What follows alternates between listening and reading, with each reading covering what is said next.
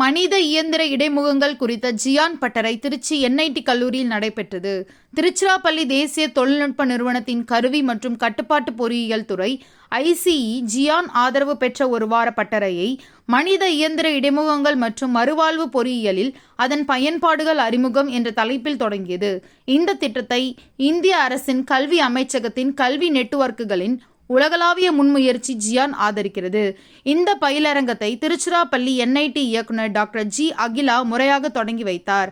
அவர் சுகாதார தொழில்நுட்பம், செயற்கை நுண்ணறிவு மற்றும் மனித இயந்திர இடைமுகங்கள் ஆராய்ச்சியின் தாக்கமிக்க மருத்துவ தீர்வுகளாக மொழிபெயர்ப்பதில் வகிக்கும் பங்கை எடுத்துரைத்தார். தொடக்க உரையை கருவி மற்றும் கட்டுப்பாட்டு பொறியியல் துறை ஆசிரியர் டாக்டர் என் சுமக்குமாரன் நிகழ்த்தினார். மறுவாழ்வு பொறியியலில் மொழிபெயர்ப்பு ஆராய்ச்சியின் பங்கை அவர் வலியுறுத்தினார்.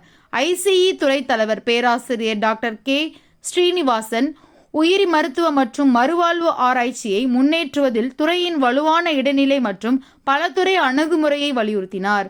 அமெரிக்காவின் பால்டிமோர் கவுண்டியில் உள்ள மேரிலாந்து பல்கலைக்கழகத்தின் கணினி அறிவியல் மற்றும் மின் பொறியியல் இணை பேராசிரியரான டாக்டர் ரமணா விஞ்சாமுரி இஇஜி மற்றும் இஎம்ஜி அடிப்படையிலான நரம்பியல் தொழில்நுட்பங்கள், மூளை இயந்திர இடைமுகங்கள் மற்றும் மறுவாழ்வு ரோபாட்டிக்ஸ் ஆகியவற்றில் சிறப்பு விருந்தினராக கலந்து கொண்டார்.